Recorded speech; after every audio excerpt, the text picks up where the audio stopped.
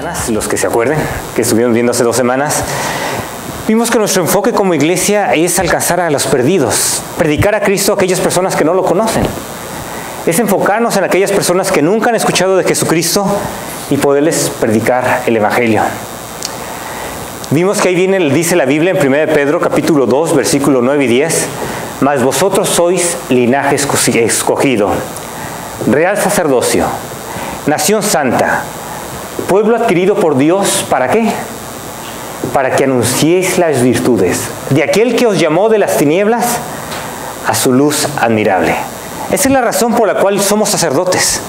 Entonces, ¿soy sacerdote? Sí. Si tú tienes a Cristo como en tu corazón, tú eres un sacerdote real, tú eres un rey y sacerdote.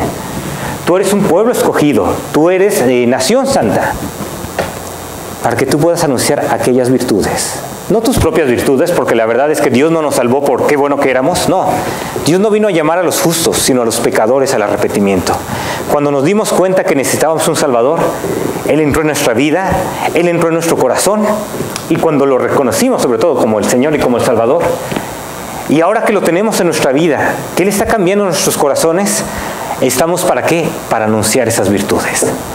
Nosotros que en otro tiempo no éramos pueblo, antes no éramos pueblo de Dios, pero ahora somos pueblo de Dios. En otro tiempo no habíamos alcanzado misericordia. Antes teníamos la incertidumbre. ¿Qué pasa si me llego a morir? ¿Me voy a ir al infierno?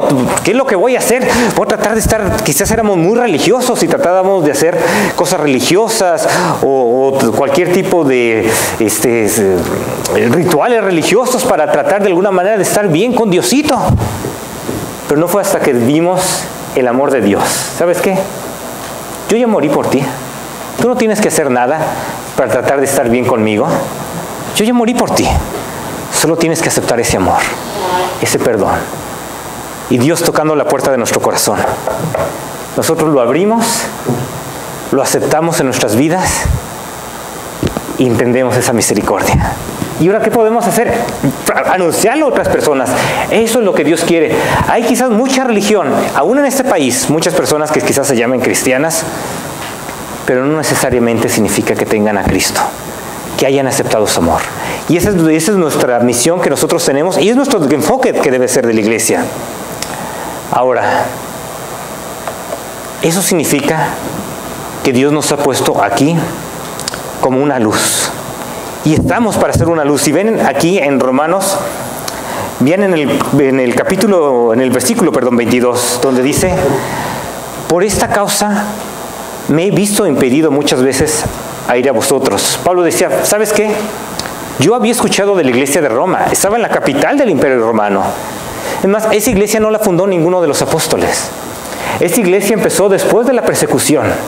Cuando empezaron a perseguir a la iglesia allá en Jerusalén y empezaron a salirse de las diferentes personas, los apóstoles se quedaron ahí en la ciudad de Jerusalén. Obviamente luego el apóstol Pablo fue cuando se le presentó Jesucristo y él estaba evangelizando en las diferentes áreas. Pero no fue que llegó un apóstol y dijo, vamos a fundar esta iglesia, no.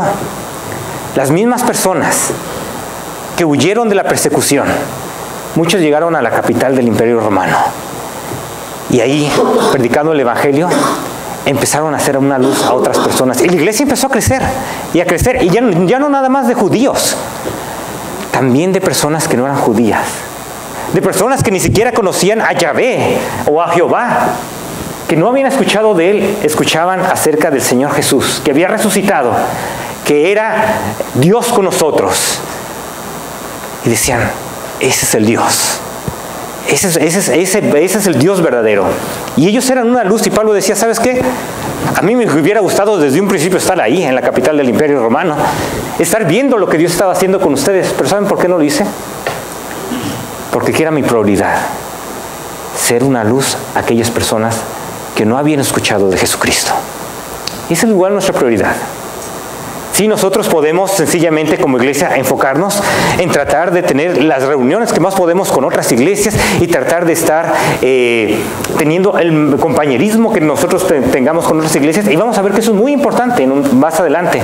Pero ¿qué es nuestro principal enfoque?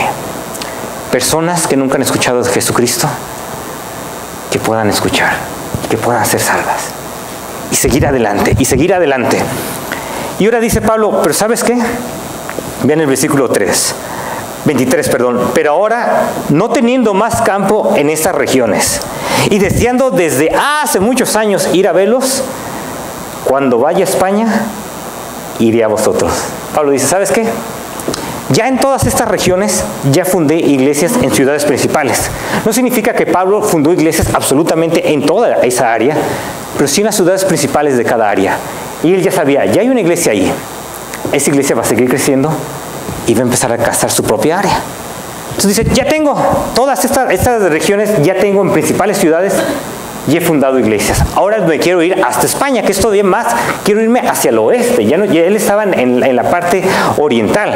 Ahora que se quería ir a la parte occidental, quería llegar hasta el final del Imperio Romano, ahí a España. Pero ¿saben qué? ¿Saben cómo voy a poder llegar allá a España? Va a ser por medio de vosotros. Y eso es la gran bendición de estar teniendo compañerismo, teniendo asociaciones, teniendo convenciones o denominaciones con otras iglesias. ¿Saben que nosotros, a pesar de que todavía no somos una iglesia independiente, ya somos parte de la Convención Bautista del Sur? Estamos registrados, no la iglesia americana sí está registrada. Iglesia Bautista Nueva Vida está registrada desde hace 6 meses o 7 meses, si bien recuerdo por ahí. Estamos registrados con ellos, aportamos una pequeña cantidad, $100 cada mes nada más, pero empezamos a aportar algo, dijimos, ¿sabes qué?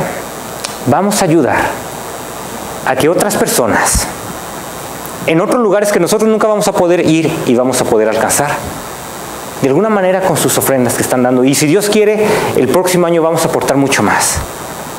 Ahorita apenas estamos naciendo, apenas estamos empezando, y desde un principio quisimos, vamos a tener una visión de que sí queremos aquí estar alcanzando nuestra área, y vamos a seguir, y ese es nuestro enfoque principal. Pero también queremos unirnos con otras iglesias. ¿Por qué? Queremos alcanzar a muchas más personas para Cristo. Y es una gran bendición esto. Es lo mismo que decía el apóstol Pablo. ¿Sabes qué? Versículo 24. Cuando vaya a España, iré a vosotros, porque espero verlos al pasar y ser encaminado allá por vosotros, una vez obviamente que haya gozado con vosotros. Pablo dice, sí, yo voy a estar ahí con ustedes, pero ¿saben qué? Ustedes me van a ayudar a poder llegar a la región que no he podido llegar todavía. Porque te quería toda esta región del oriental, ya está listo. Todas las principales ciudades ya conocen acerca de Jesús. Ahora falta el occidente. Ustedes me van a poder ayudar a eso. Otras iglesias. ¿Por qué necesitamos tener compañerismo con otras iglesias? Porque es importante. Podemos nada más estar independientes aquí, nomás solitos nosotros. Estaríamos cumpliendo así la gran comisión de ir por todo el mundo y hacer discípulos a todas las naciones que Dios nos ha encomendado. No. Por eso es que necesitamos de alguna manera unirnos con algunas otras iglesias. Nosotros desde un principio casi ya decidimos unirnos con la Convención Bautista del Sur. Ustedes han visto al pastor Gerardo, él ha predicado aquí mismo. Su esposa hace un mes y medio más o menos, o un mes, algo así. Ella estuvo aquí enseñando a las hermanas. Ellos son pagados por parte de la Convención Bautista del Sur como catalizadores, así es como le llaman, para poder ayudar a nuevas iglesias, como nosotros. Ahorita, por ejemplo, él está en Texas, bueno, ya regresó probablemente, pero estuvo en Texas viendo para conseguir nuevas personas que empiecen nuevas iglesias aquí mismo en las ciudades gemelas, en otra área. Y de alguna manera nosotros estamos siendo una pequeñita parte, un granito quizás nada más, pero somos una parte. Y también recibiendo bendición. Ellos mismos han podido estar aquí con nosotros, ellos mismos nos han predicado la palabra de Dios, ellos mismos han podido hacer ministerios que nosotros no tenemos. No tenemos a alguien que pueda ahorita estar enseñando a las hermanas. Bueno, sí tenemos personas, pero no alguien que realmente que lo pueda iniciar en ese sentido. La hermana con mucho gusto, mucha experiencia, y de lo que he escuchado es que fue de gran bendición. ¿Qué más? Fíjense cómo menciona ahí en el versículo 25. Mas ahora voy a Jerusalén para ministrar a los santos. Sí es importante unirnos con otras iglesias para poder alcanzar a otras personas, pero también hay otra cuestión en que nosotros podemos apoyarnos y podemos unirnos y podemos ayudar con otras iglesias. ¿Cuál es? Viene el versículo 26. Pablo dice, ¿sabes qué? Es más, a mí me encantaría ya ahorita, ya no tengo más regiones aquí en el oriente. Bueno, Pablo, ¿por qué no inmediatamente haces planes? Ya tienes tus maletas listas, ¿por qué no te vas de una vez a España? Pasas primero a Roma, estás aquí con nosotros, si Dios quiere, un buen tiempo, nos compartes tú la palabra, nos bendices y nosotros obviamente te bendecimos porque te vamos a ayudar económicamente, te vamos a guiar hasta que tú llegues a España, te vamos probablemente a enviar también personas para que vayan contigo, te ayuden, empiecen nuevas iglesias allá en el área de España. ¿Por qué? Pero, digo, la tarea es primordial. ¿Por qué te vas a dilatar, Pablo? Porque hay algo que es también muy, muy importante. Sí es importante evangelizar a los perdidos, pero fíjense por qué se va a dilatar. Quiere ir a Jerusalén para ministrar a los santos. ¿En qué los vas a ministrar? ¿En qué les vas a servir, Pablo? Fíjense el versículo 26. Porque Macedonia y Acaya tuvieron a bien hacer una ofrenda para los pobres que hay entre los santos que están en Jerusalén. Sí, es muy importante ir a España y ayudar allá y evangelizarlos, pero es muy importante mostrar la unidad de la iglesia. Fíjense por qué les iban a hacer una ofrenda para los pobres. Porque les pareció bueno y son deudores a ellos. Porque si los gentiles han sido hechos participantes de sus bienes espirituales, deben también ellos ministrarles de los materiales. ¿Sabes qué? Había una gran tensión entre la iglesia, entre los judíos y los gentiles. Claramente el pueblo de Israel desde un principio, ellos se jactaban de que eran el pueblo de Dios. Y de alguna manera, en lugar de ser humildes y ser agradecidos, había orgullo y había jactancia y había menosprecio a los gentiles. Aquellas personas que no eran el pueblo de Dios, los veían con desdén. Ellos no son parte del pueblo escogido de Dios. Llegó el Evangelio y de repente, claramente, de acuerdo a las Escrituras, es cuando se abre, la puerta siempre ha sido abierta a los gentiles, pero en ese momento es un nuevo plan de Dios, en el cual ya no es solamente un pueblo judío, sino no importa si tú eres gentil, no tienes que hacer los rituales para convertirte en judío, para ser parte del pueblo de Dios, no tienes que circuncidarte, no tienes que seguir los alimentos estrictos como venían ahí en el Antiguo Testamento que te distinguían como el pueblo judío, no tienes que hacer eso. Puedes seguir siendo gentil tal como eres, mexicano como eres, o salvadoreño, o de dónde más son de aquí, nicaragüense, pues sí, ¿qué pasó? Los de Nicaragua también, no tienen que hacerse judíos.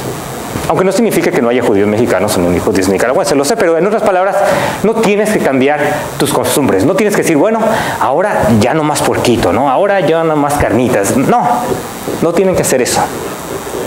Sencillamente, cuando tienes a Cristo como tu Salvador, ya eres un pueblo. Eres parte, entras directo al templo, a la presencia santísima de Dios. Ya no es como antes que los gentiles nada más estaban afuera en el atrio, afuera de los gentiles. No podían entrar ni siquiera a una parte donde las mujeres pudieran entrar, las mujeres judías, o otra parte más donde solamente los hombres pudieran entrar. Y mucho menos al lugar santísimo donde solo el sumo sacerdote o el sumo pontífice de aquellos tiempos podía entrar solamente una vez al año, y no sin sangre, sino con sangre. Ahora, no importa si eres niño, mujer, varón, lo que sea, puedes entrar directamente a la presencia de Dios, al lugar súper santísimo, sin tener ningún ritual que te hayas hecho, ni circuncisión, ni ritual. Es más, ni siquiera el bautismo. El bautismo es nada más un símbolo de lo que ya sucedió contigo cuando en el momento de que tú reconoces a Cristo como el Señor, y en el bautismo lo profesas públicamente: Cristo es el Señor, te bautizamos, sepultado en la semejanza con Cristo, te resucitamos en semejanza con Él, pero no es las aguas la que quitan y la que quitan tus pecados, es tu fe en Jesucristo. En el momento que tú le abres la puerta de tu corazón, el bautismo es únicamente un símbolo de lo que ya pasó contigo, de tu fe. Ningún ritual, directo en la presencia de Dios. Tal como cuando estaban muriendo ahí los dos en la cruz, ¿qué dijo el que estaba? Uno se estaba burlando, ¿no? Si eres en verdad el Hijo de Dios, bájate. Esta es la semana que se está recordando esos eventos, ¿no? Que le dijo, bueno, bájate. A ver. Y que le dijo el otro, ¿ni siquiera temes tú a Dios? Estando en la misma condenación. Nosotros, la verdad, merecemos estar aquí. Este no ha hecho ningún pecado. Él reconocía que él no hizo ningún pecado en toda su vida. que Él era el Salvador y que le dijo: acuérdate de mí cuando vengas a tu reino. Un gentil, una persona que es más despreciable todavía, era la escoria del mundo. ¿Y qué le dijo Jesús? Hoy estarás conmigo en el paraíso. Mi bautizo, directo en la presencia de Dios. ¡Qué bendición! Esa es la fe. Y eso es lo que ahora tenemos. Pero para un judío aceptar eso, muy difícil. Ellos tenían a Cristo, pero eran bien celosos todavía de sus costumbres. Y lo vimos anteriormente, como el Pablo dice: ¿sabes qué? Es primordial que en la iglesia no haya un espíritu de contienda. Yo sé que hay algunos que son débiles en la fe y todavía siguen creyendo que nada más puras verduras se han de comer porque la carne probablemente ha sido sacrificada a los ídolos paganos. Yo sé que son débiles, yo sé que no están donde deben de estar, pero no están discutiendo y disputando con ellos. Tiene que haber un espíritu de paz. Ustedes no son los señores de ellos, Jesucristo es el único Señor. A Cristo únicamente le van a dar cuentas. Y tú, que eres muy escrupuloso y que dices que no tienes que hacer esto, no tienes que hacer esto, no tienes que hacer esto, cuando realmente, como vimos y como estaba cantando nuestra hermana Raquel, la vida cristiana es más una relación con el Señor. No es un reglamento. Eso no es la vida cristiana. Es amar al Señor sobre todas las cosas, con todo tu corazón. Amas a tu prójimo como a ti mismo. Pero a esas personas les costaba ver eso. ¿Sabes qué? Aunque te cueste, no juzgues a aquel que no anda siguiendo todos tus reglamentos y tus lineamientos. Muy importante que no haya un espíritu de disputa en la iglesia. Muy importante. Si no, no pueden seguir creciendo y no pueden seguir adelante. Y Pablo lo menciona claramente. Era difícil. Y Pablo dice: si no hay unidad en la iglesia, no importa qué tantos planes tenga el Señor para la iglesia. O sobre todo para la iglesia cristiana. Es triste. Estaba hablando ayer con mi hermano. Él está en Virginia. Y la verdad se me hace triste muchas veces la condición de las iglesias cristianas evangélicas en muchas áreas de los Estados Unidos. Llenas de mucho conocimiento. Saben los puntos doctrinales hasta la coronilla. Desde la punta de sus pies hasta la coronilla de la cabeza se saben los puntos doctrinales de cualquier cosa. Y en lugar de utilizar ese conocimiento para madurar más espiritualmente, ¿sabe qué lo utilizan? Para creerse mejor, para creerse más. No, es que si no eres un calvinista de 5 puntos, no podemos estar contigo. ¿Oh, sí? O si no eres un arminiano, ¿qué es eso? Eres un hereje. Oh, ¿en verdad? Ustedes ni siquiera quizás hayan escuchado estos términos, no se preocupen. Lo más importante es realmente somos seguidores del Señor Jesucristo. Él es el único Salvador. A Él seguimos. Qué triste tantas denominaciones que se la pasan peleando por puntos que la verdad todos los sistemas teológicos tienen defectos. ¿Quién de alguna manera trata de poner la teología junta? Pues nosotros como seres humanos. Nosotros vemos lo que es la Biblia, tratamos de hacer la cuestión teológica y tratar de ponerla. Obviamente es buena la teología, es algo, qué bueno que lo podemos tener, pero hay mucho peligro. Porque puedes pensar que tú tienes toda la sabiduría, toda la inteligencia. No se te escapa ni un punto doctrinal a ti. ¿Oh, sí? Y empiezan a menospreciar a aquellas personas que quizás no tengan los estudios que tú tuviste, que quizás sean débiles en cierto sentido. Y así es como se encuentra muchas veces la situación del cristianismo hoy en día. No estamos hablando de personas que no conocen a Cristo como Salvador. Claramente mencionas, el único fundamento es Jesucristo. Si alguien reconoce a alguien más que Jesucristo como Redentor, no son cristianos. No importa que se llamen cristianos, no son cristianos. Si alguien más reconoce a algunos otros intercesores, no importa qué tan santas hayan sido esas personas, no son cristianos. Porque claramente el fundamento es reconocer a Cristo como el Señor. El Señor significa que es el único Señor. Estamos hablando de personas que tienen ese fundamento, que tienen esa base, pero peleándose por otros puntos de menor importancia. Eso es triste, esa es la condición del cristianismo. Aquí en Estados Unidos y en muchas partes del mundo. Que no sea así con nosotros. Que nuestra iglesia no tenga ese espíritu de, ¿sabes qué? Si no ves los puntos tal como nosotros lo vemos, ya eres un hereje. No, aceptas a Cristo como el Señor, como el Salvador, eres mi hermano. ¿Saben qué? ¿Qué es lo que dice ahí en Juan 17, 20 y 21?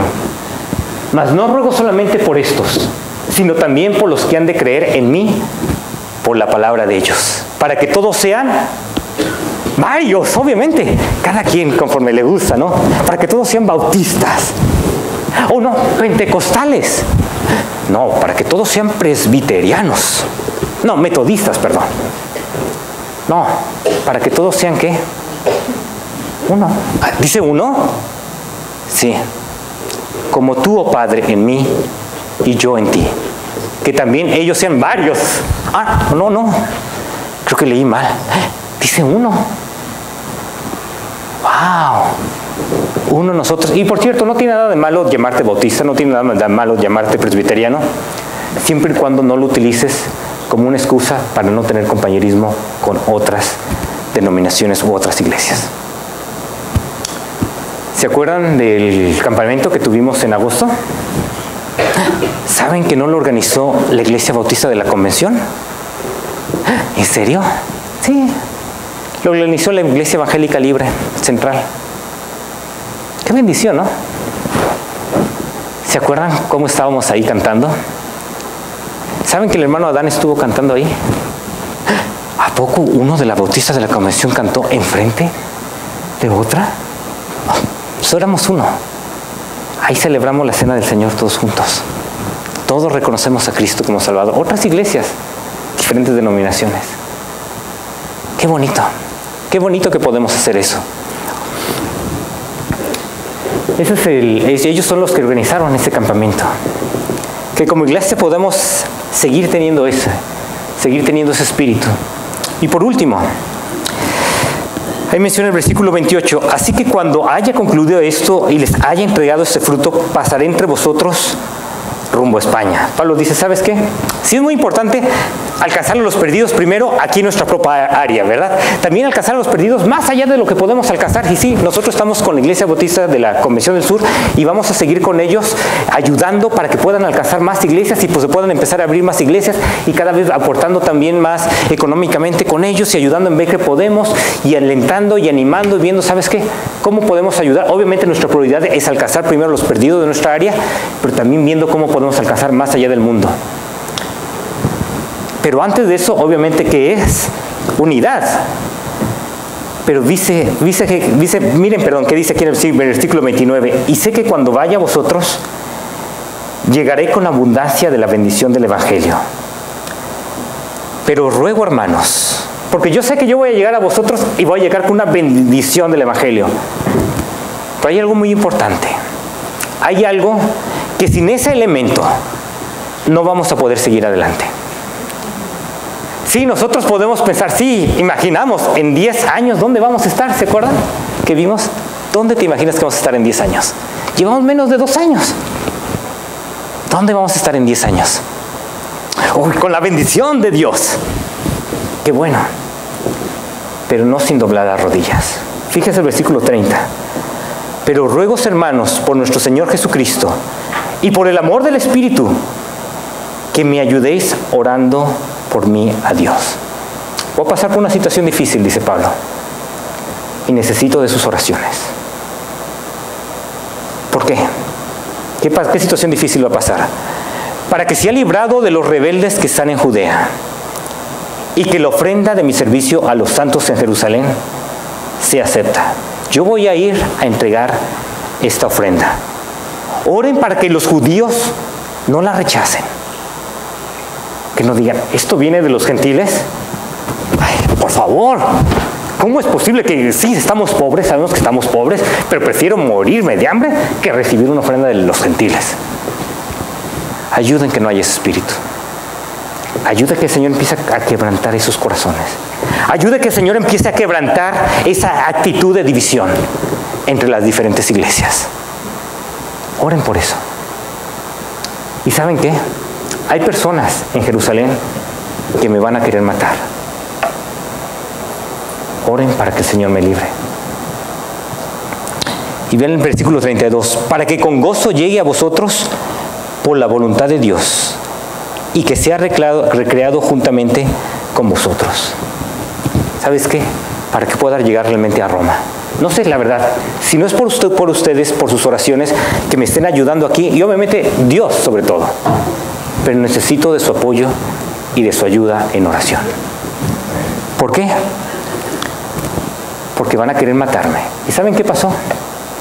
Llegó a Jerusalén, gracias a Dios aceptaron la ofrenda, el Señor trabajó en los corazones de ellos, pero justo cuando estaba ahí, unas personas que lo habían visto predicar a los gentiles en otro lado, se llenaron de celos, empezaron a alborotar a toda la multitud. Casi lo matan, bueno, no casi lo matan, porque en ese momento llegaron lo agarraron para matarlo, pero llegaron los soldados romanos, lo sacaron de sus manos y estuvo en la cárcel. Después, como 200 hombres de ellos juraron que no comer ni beber hasta no matar, darle muerte a Pablo. Trataron de hacer una emboscada contra Pablo, lo programaron bien, pero por la pura casualidad, diríamos, alguien escuchó acerca de esa emboscada, le avisó a Pablo, y Pablo justo el día antes que lo iban a emboscar, le pudo decir, ¿sabes qué?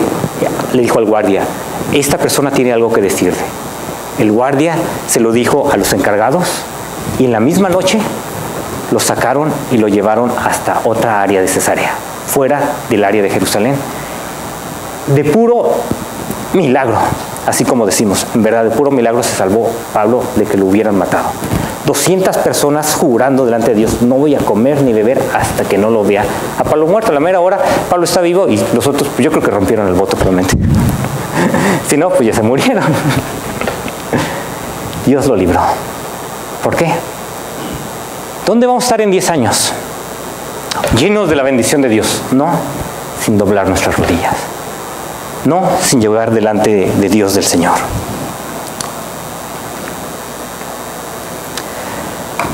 Ahí estoy yo con mi esposa en mi primera semana de quimioterapia. Fue difícil. Pero yo sabía que el cáncer no va a parar esa iglesia.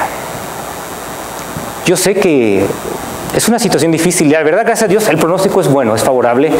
No es que ella tenga, obviamente, sí hay posibilidad de que remota, pero hay posibilidad de que no salgan las cosas bien, pero muy poca. Realmente el pronóstico es favorable y estamos, sobre todo nuestra vida está en el Señor.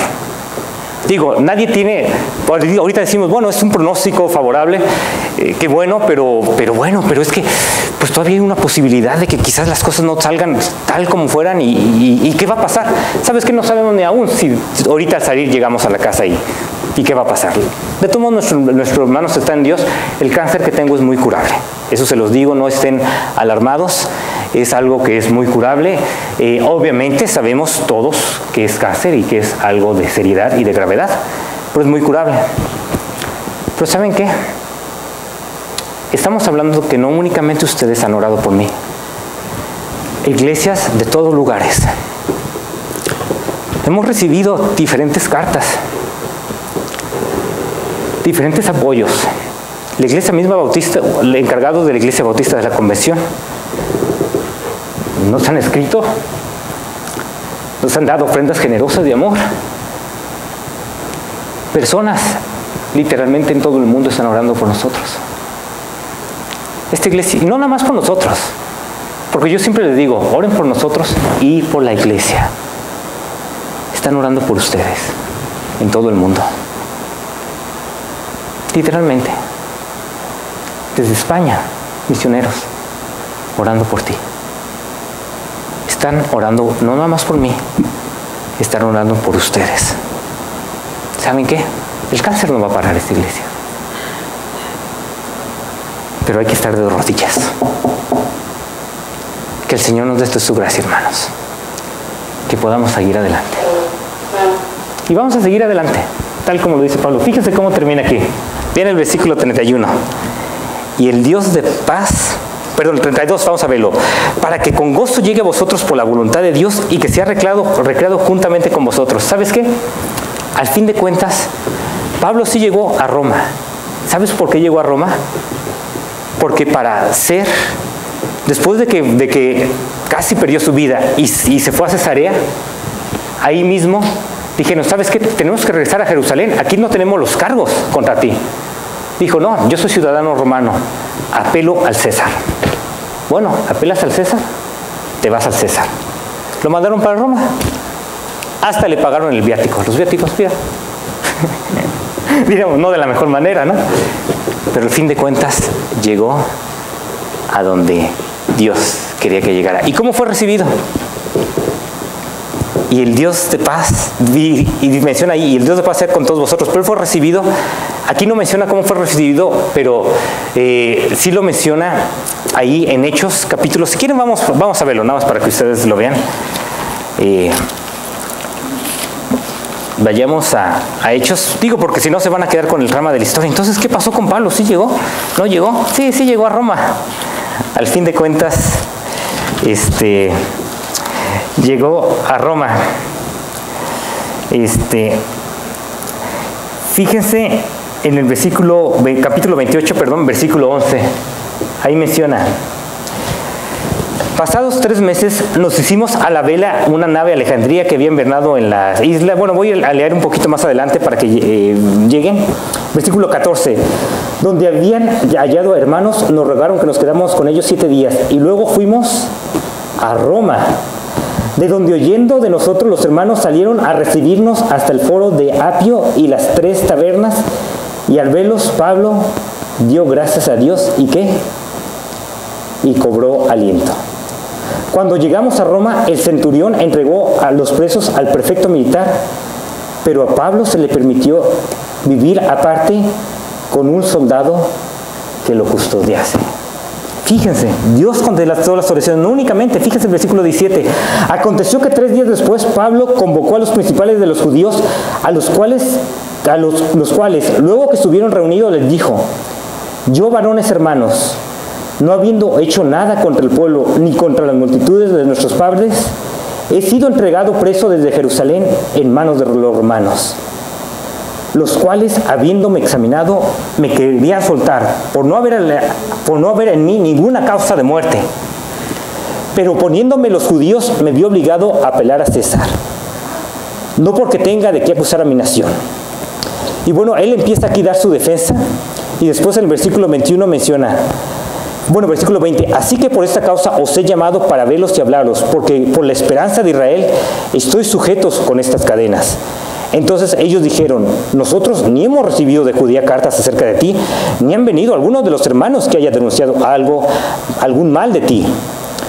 Pero queremos oír lo que tú piensas, porque de esta secta nos es notorio que en todas partes se habla contra ella. Y después fíjense al final cómo acabó ahí en el versículo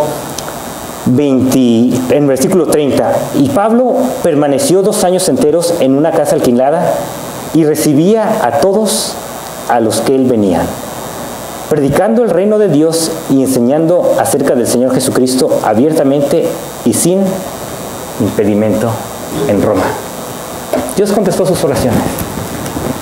Pablo llegó tal como menciona ahí el versículo al final, con la bendición, como dice el versículo 33, y el Dios de paz sea con todos vosotros.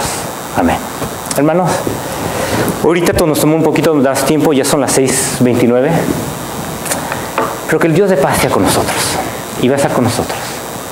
Que tengamos esa actitud, una actitud de buscarle a Él con todo nuestro corazón, una actitud no de pelear, no de disputas, no de contiendas, sino de tratar de alcanzar a más personas para Cristo, más personas, una actitud de poder ver a otros hermanos, no importa si pertenecen a la Convención Bautista del Sur o a la Evangélica Libre o a otra convención. ¿Sabes qué? Si tú reconoces a Cristo como el único Señor, eres mi hermano.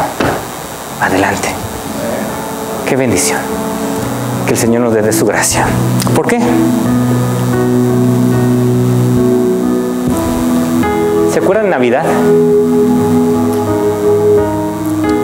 ¿Qué es lo que cantábamos? Jesús es la luz del mundo. Somos una luz. Dios nos ha puesto aquí como luz. Dios tiene algo para tu vida. Qué bendición ahorita ver hermanos participando cada vez más. Y vamos creciendo más. y más personas van conociendo al Señor. Y Dios quiere en esta iglesia de 10 años que la bendición de Dios esté sobre aquí. Pero nos toca a nosotros. No va a venir automáticamente, si no es porque nosotros de todo corazón buscamos al Señor y tenemos una actitud correcta. Que el Señor nos dé de su gracia. Vamos a orar. Padre, en estos momentos llegamos delante de ti, buscándote, Señor, buscando de tu ayuda. Gracias, Señor, por nuestra iglesia. Gracias, Señor, por aquellas pruebas que de manera tan temprana estamos pasando. Gracias, Señor, por eso, porque nos ayudan a fortalecernos y a buscarte a ti, Señor. Saber que esto no es una obra de un hombre, esto no es una obra de una persona, Señor. Es tu iglesia. Tú eres la cabeza. Nosotros sencillamente somos tus siervos, Señor. Y aquí venimos delante de ti, diciendo que te amamos, Señor. Diciendo que queremos, Señor, de todo corazón seguirte a ti. Ayúdanos. Toca los corazones y la vida de cada uno de los que están aquí. Señor, que puedan tener esa actitud, Señor, ese corazón, ese deseo, Señor, de seguirte a ti. Si hay alguien aquí que quizás nunca te haya reconocido como Salvador, quizás no esté seguro que si llegara a morir iría a tu presencia, no sabe eso, Señor. Pedimos que el día de hoy tú toques su corazón y que Él pueda abrirte su corazón y pedirte que entres y reconocerte como el único Salvador. Que hoy mismo, Señor, sea el día de la salvación de esa persona. Tú sabes quién es. O si estás ahí en el internet viéndonos y tú no estás seguro que si llegaras a morir te irías con Dios, ¿sabes qué? Hoy mismo puedes tener esa seguridad. Tal como el ladrón que estaba ahí al lado. Hoy estamos recordando esas ocasiones. El ladrón lo único que dijo es: acuérdate de mí cuando vengas en tu reino. Con esa fe, yo sé que tú no has hecho ningún pecado, Jesús. Yo sé que tú moriste por mí ahí en la cruz. Es más, yo sé que vas a resucitar. Porque no voy a orar a alguien que se va a quedar muerto ahí en la cruz, no me va a poder ayudar. No, voy a orar a alguien que va a estar vivo y que me va a llevar con Él. ¿Y qué le dijo Jesús? Esa fe, ese tipo de fe es la que te salvó. Hoy estarás conmigo en el paraíso. Si tú no estás seguro de que hoy si llegaras a morir, hoy estarías con Dios en el paraíso o en el cielo, ¿por qué no le dices lo que le dijo el ladrón con la fe que él tuvo, de que Cristo murió por ti? ¿Por qué no ahí mismo donde estás o ahí mismo donde estás viéndonos en el internet? De todo corazón le dices que te perdone, que se acuerde de ti. Si tú no sabes cómo orar, no sé ni cómo orar, es más, yo te puedo ayudar. Si quieres ahí mismo, repite esta oración después de mí, donde tú le vas a pedir a Cristo, lo vas a reconocer como el Salvador, para que te perdone, para que te salve, para que Él entre en tu vida. Si tú nunca has hecho eso, si ya lo has hecho, no lo necesitas hacer cada vez. Él ya está en tu vida, no va a salir de ahí. Pero si nunca lo has hecho y te gustaría tener esa seguridad, como el ladrón que estaba ahí al lado, ¿por qué no ahí mismo oras esto? Y le dices: Señor Jesús, te pido